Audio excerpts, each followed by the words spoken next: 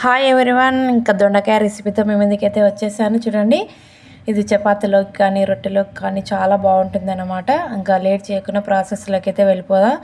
ముందుగా దొండకాయలన్నిటినీ బొడ్లు తీసి పెట్టుకోవాలి. ఆ పక్క ఈ పక్క చూడండి బాగా కడిగి బొడ్లు అయితే కట్ చేసి పెట్టుకోవాలి.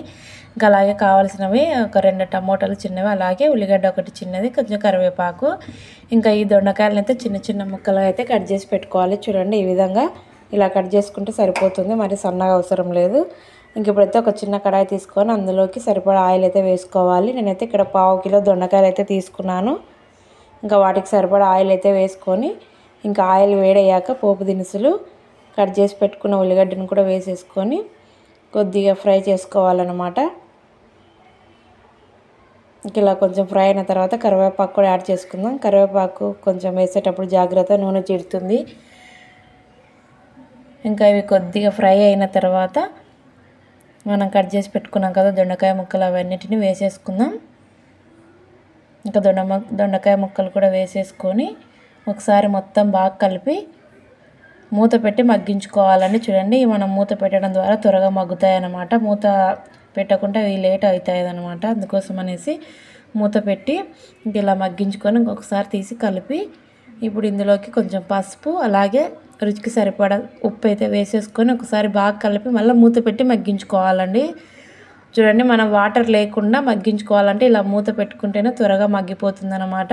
ఇంకొకసారి బాగా కలిపి మూత పెట్టాం కదా. చూడండి, దొండకాయ మనం ఎన్నిసార్లు మగ్గించుకుంటామో కలర్ మారుతుంది. చూడండి, అలాగే లేదు కదా, ఒక 50% అయితే మగ్గిపోయింది. ఇలా మగ్గించుకున్న తర్వాత ఒక స్పూన్ అల్లం వెల్లుల్లి పేస్ట్ కూడా వేసుకొని కొద్దిగా పచ్చివాసన పోయేదాకా మధ్యలో వేయించుకోవాలి. ఇలా చూడండి, మనకి మధ్యలో మంట తగులుతుంది కదా, ఇలా మధ్యలో వేయించుకున్నామంటే బాగా ఫ్రై అవుతుంది అనమాట, పచ్చివాసన పోతుంది. ఇంక ఇలా కలుపుకున్న తర్వాత టమాటా ముక్కలు కట్ చేసి పెట్టుకున్నాం కదా, అవి కూడా వేసేద్దాం. ఇంకా వేసేసి ఒకసారి అంతా బాగా కలపాలి.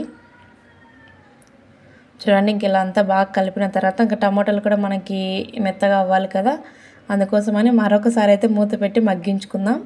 ఇంకెన్నిసార్లు మూత పెడితే అది ఎక్క అనుకోవచ్చు, కానీ మనం ఎంత బాగా మగ్గించుకుంటే అంత బాగుంటుంది కర్రీ టేస్ట్. ఇంక ఇలా మగ్గిన తర్వాత మనం టేస్ట్కి సరిపడా కారం వేసేసి మొత్తం బాగా కలపాలి. దొండకాయ ముక్కలకు కారం బాగా పట్టుకోవాలి. చూడండి, ఇలా కలుపుకున్న తర్వాత ఇందులోకి అయితే కొంచెం కొబ్బరి పొడి, అలాగే ఒక స్పూన్ బుడ్డల పొడి కూడా వేసి, ఇంకా లాస్ట్లో ధనియా పౌడర్ కూడా ఒక చిన్న స్పూన్ అయితే వేసేసి మొత్తం బాగా కలుపుకోవాలి. చూడండి, ఇలా మనకి దొండకాయ ఆల్రెడీ 70% ఉడికిపోయింది కాబట్టి ఇంకా మొత్తం అన్నిటిని బాగా కలిపి కొంచెం వాటర్ అయితే వేసుకోవాలి, ఎక్కువ అవసరం లేదు. ఇంకా 70% ఉడికింది కాబట్టి కొద్దిగా వాటర్ వేసుకొని ఇంకొకసారి బాగా కలిపి ఇంకా మూత పెట్టి మగ్గించుకుంటే సరిపోతుంది. చూడండి, ఎక్కువ టైం ఏం తీసుకోదన్నమాట, దొండకాయ త్వరగా మగ్గిపోతుంది. మనం మూత పెట్టి మగ్గించుకోవాలన్నమాట బాగా. చూడండి, ఇంకొక 5 మినిట్స్ ఇలా మగ్గించుకుంటే రెడీ అయిపోయింది. వేడి వేడి దొండకాయ కర్రీ రెడీ అయింది. ఇది రోటీలోకి కానీ చపాతీలోకి కానీ రైస్లోకి కూడా బాగుంటుంది, కానీ రోటీ చపాతీలోకి సూపర్గా ఉంటుంది అనమాట. మేమైతే ఈరోజు చపాతీ అయితే చేసుకున్నాం, దొండకాయ కర్రీ చపాతీ. మీరు కూడా తప్పకుండా ట్రై చేయండి, టేస్ట్ అయితే బాగుంటుంది. దొండకాయ తింటే బ్లడ్ బాగా వస్తుంది అంటారు కదా, ఇంకా అది ఎంతవరకు నిజమో నాకైతే తెలియదు అంటుంటారు. మీరు కూడా తప్పకుండా ట్రై చేయండి, చాలా బాగుంటుంది రెసిపీ. ఎలా వచ్చిందో కామెంట్ చేయండి. ఇంకా మేమైతే డిన్నర్లోకి చపాతీ దొండకాయ అయితే చేసుకున్నాం, మేమైతే తినేస్తున్నామండి. బాయ్ అండి అందరికీ, మళ్ళీ కలుద్దాం. ఇంకా అందరు డిన్నర్ చేసేయండి. Bye bye. ఈ కర్రీ ఎలా వచ్చిందో తప్పకుండా కామెంట్లో తెలియపరచండి. బాయ్ బాయ్, మళ్ళీ కలుద్దాం ఇంకో రెసిపీతో.